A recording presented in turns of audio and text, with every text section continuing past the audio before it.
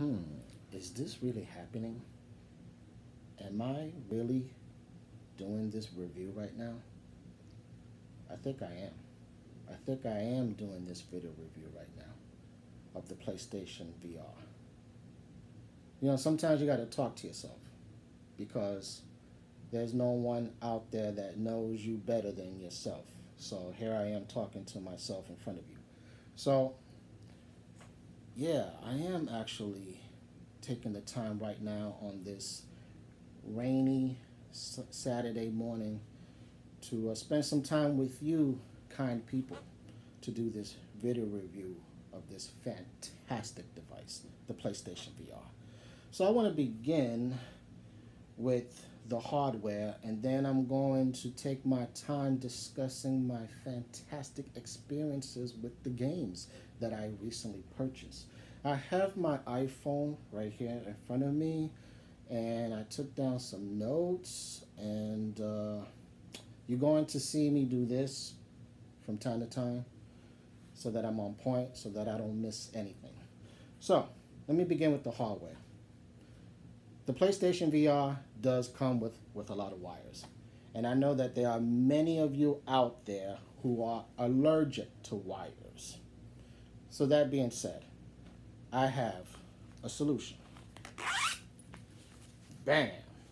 This is called a cable sleeve. I bought it from Amazon for $10.99. It came with 3 more of these, so it was a total of 4. All you simply have to do when you get your PlayStation VR is put all those wires here. And then it has a zipper. You see that? It has a zipper. And then you just zip up that bad boy.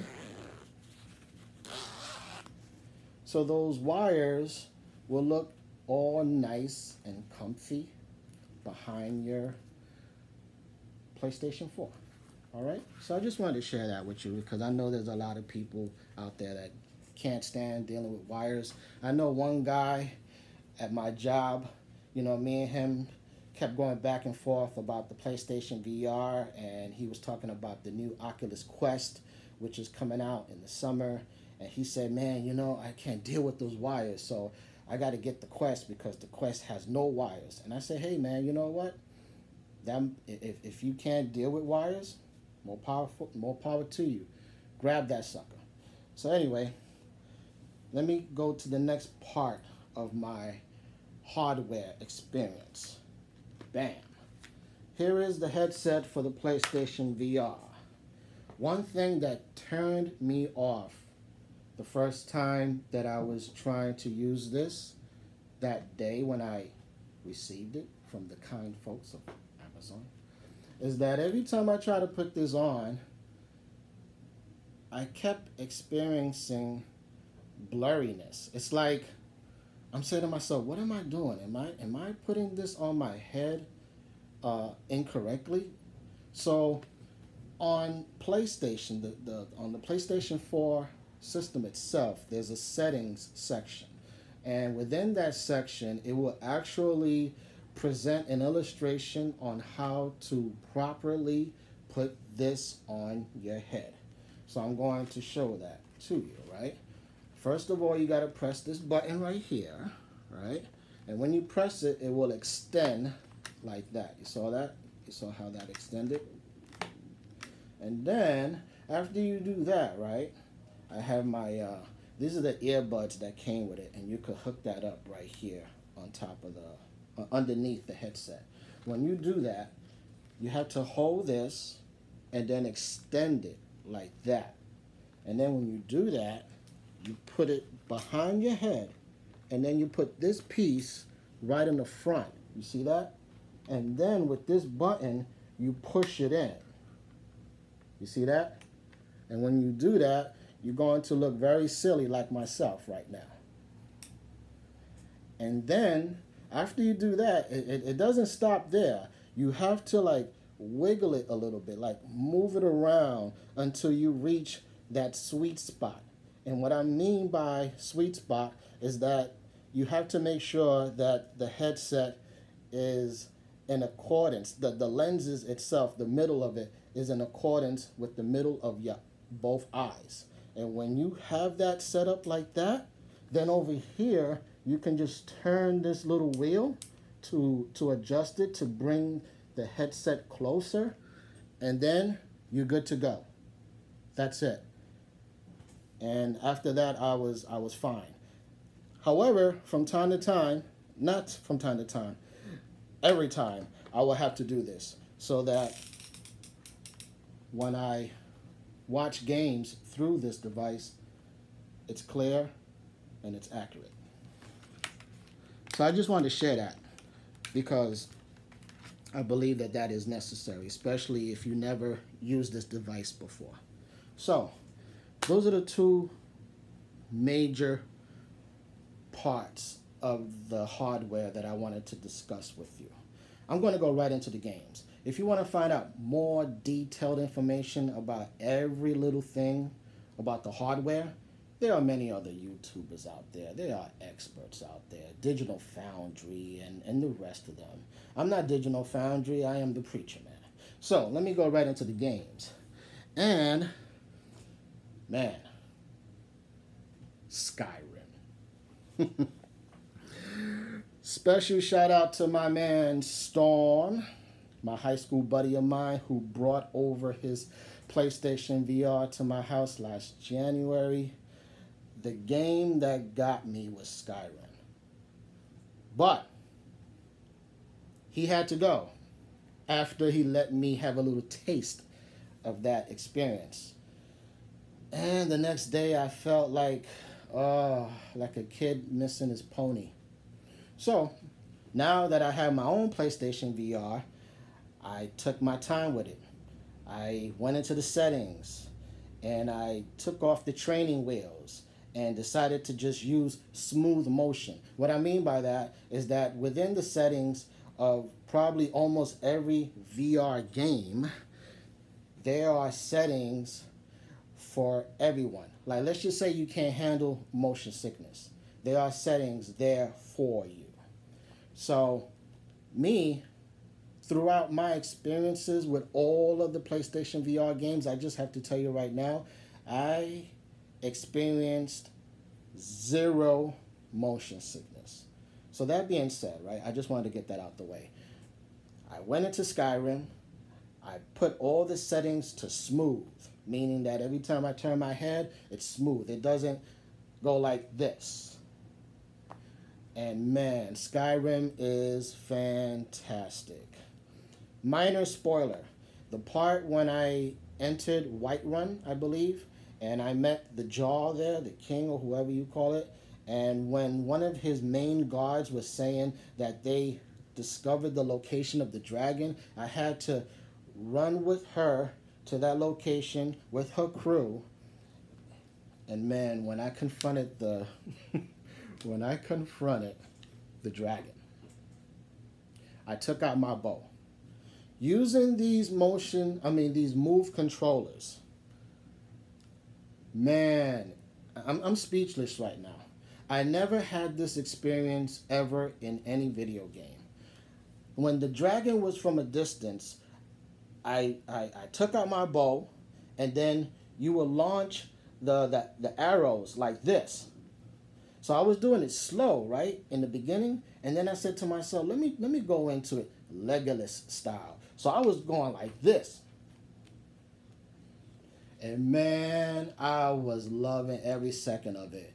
There was one moment when the dragon landed, when he was hovering over me, and it's fantastic because I was like this with my bow and arrow like that.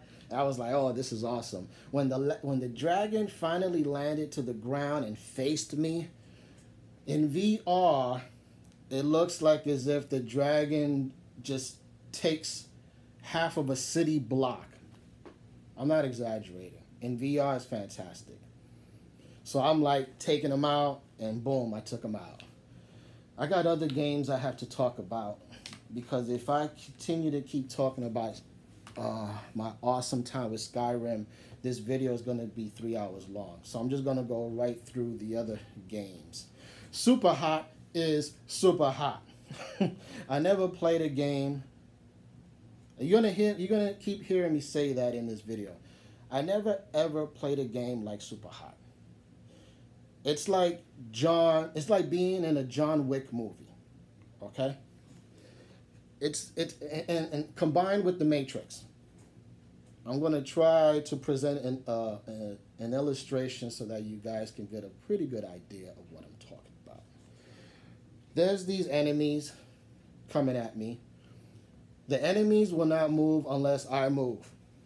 There are things close to me that I can use to attack the enemy. Guns, ashtrays, bottles, whatever.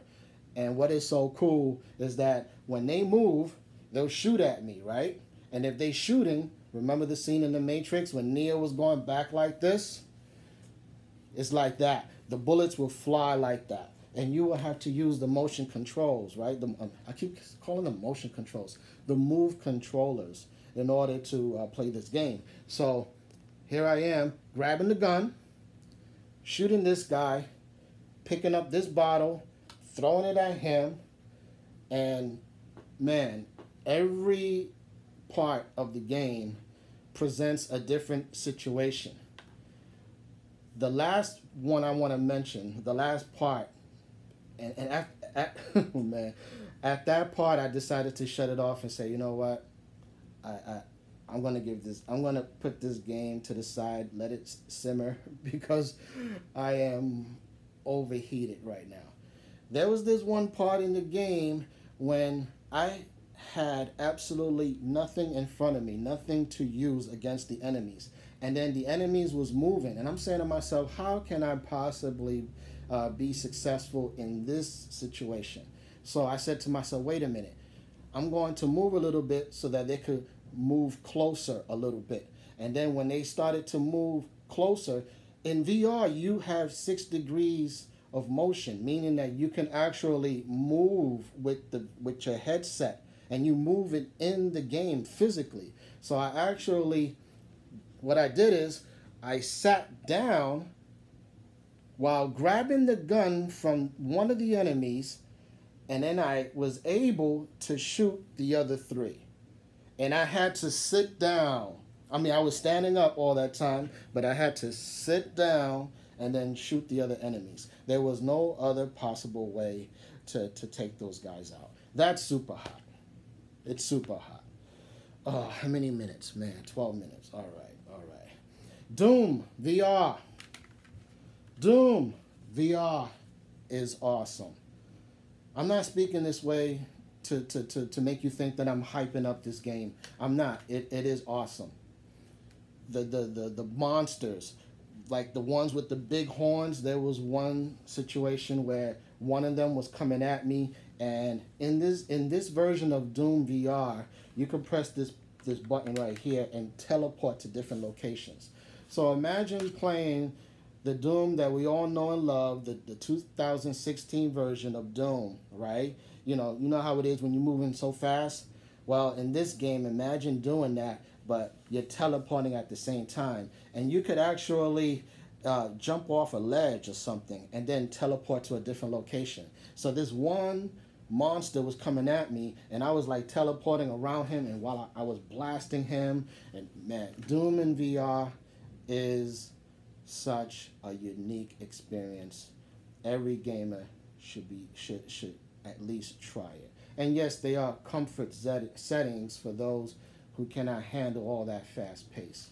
Doom VR is hot. So, what else? Borderlands in VR with the aim controller. Fantastic. It's Borderlands, let me get it correct. Borderlands 2, not Borderlands. Borderlands 2 in VR. Awesome. It's just like the Borderlands 2, from the PlayStation and PlayStation 4 and the Xbox One version. The only difference is, unfortunately, it does not include the DLC and it doesn't have multiplayer. However, what they did, and I'm so glad they did this, is that they added teleport, which is pretty cool, but they also added this slow motion feature. You're able to slow down time while enemies are around you. And when that happens, then you're able to just line up your shots, right? And just take them out. Awesome. Borderlands 2 VR, fantastic. Beat Saber. Beat Saber is the very first VR game that I ever played. I said it several times in my other videos. I played it at the Pele Center in Midtown Manhattan. It is Dance Dance Revolution with lightsabers. The music is fantastic. You know, you just have to swipe at, you know, two different objects. There's a red object and a red object and a blue object, and each object will appear, you know, in front of you. That they will approach you, and each of those boxes will have different arrows. So if the arrows are up, you have to like swipe up or swipe left, right, down, whatever. Beat Saber is fantastic. All right, what else? Resident Evil 7 in VR is awesome. It's not for everybody because if you wasn't able to deal with the standard version of Resident Evil 7, what I mean by that is that if you was truly scared of playing that game on your Xbox One or on your PlayStation 4, you can't handle that in VR. Because the very beginning, when I believe it was his girlfriend or his wife, whoever, came at me with the chainsaw, and this game is extremely creepy. Extremely. The menu screen was creepy. I was just standing there, and I'm in this dark room, and there was a dingy looking bed behind me, and I was looking around, and I'm like, I don't think I should be playing this game. This game is awesome. It's awesome, but like I said, it's like college. It's not for everybody. So let me see. Drive Club VR. How many minutes? All right. So far, I spent 17 minutes with you guys. Drive Club in VR. If you love racing games, Drive Club VR is for you. It's awesome. You know the cool thing about all these games that I mentioned so far is that it's all about the immersion. When I was playing Drive Club, I felt like I was in the car. I'm looking at my wheel. I'm looking at the rear view mirror. I'm looking at the mirrors on the side, you know, when the cars are behind me, and I'm looking in front of me.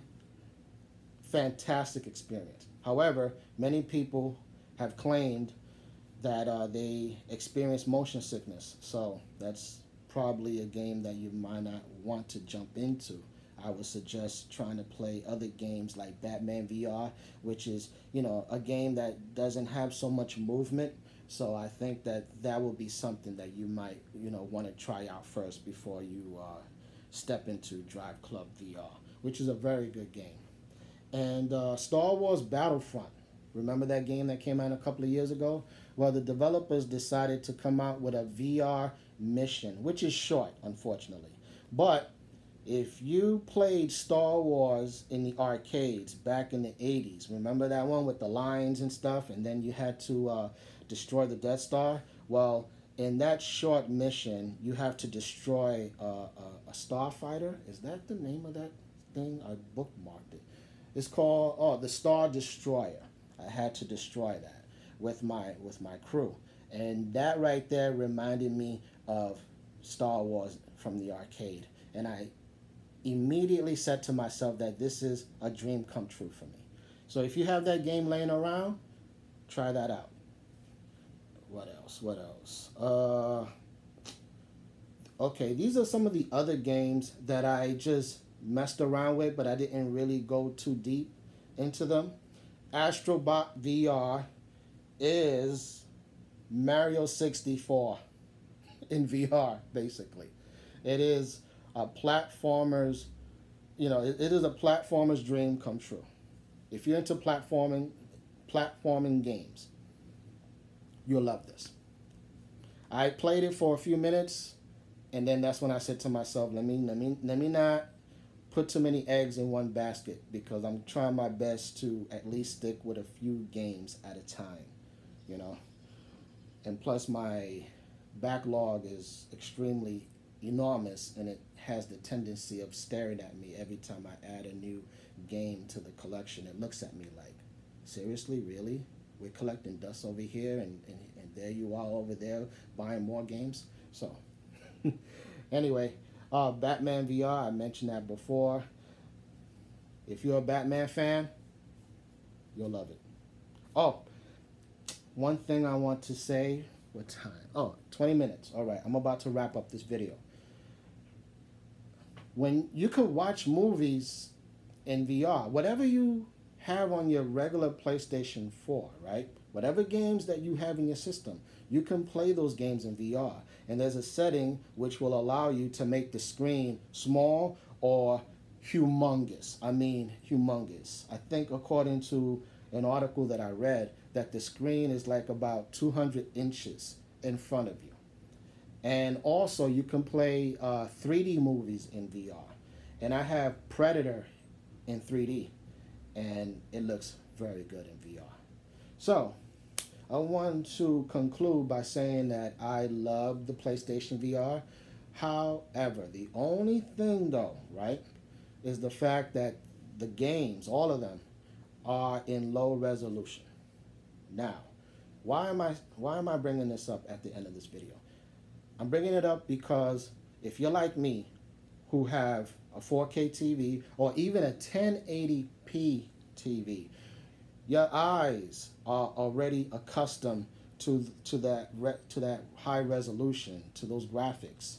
So when you play games in VR at this time right now, the graphics are in low resolution. As long as you're willing to just say to yourself, you know what, this is like Atari 2600. The graphics are not great, but without Atari, we wouldn't be where we are right now. So that's the way I'm looking at VR. It's going to improve as time goes forward. And now I'm hearing stuff about the PlayStation 5, and Mike Cerny, or I think that's his name, he mentioned that, that they will be working with VR with the PlayStation 5. And that's good news. That's telling me that Sony will not abandon VR. You know, like the way they abandoned the Vita, which is unfortunate. But that's a different story. This is the Preacher Man signing out. May the Lord Jesus Christ bless you and your families. And in Christ's holy name, I say amen. Peace.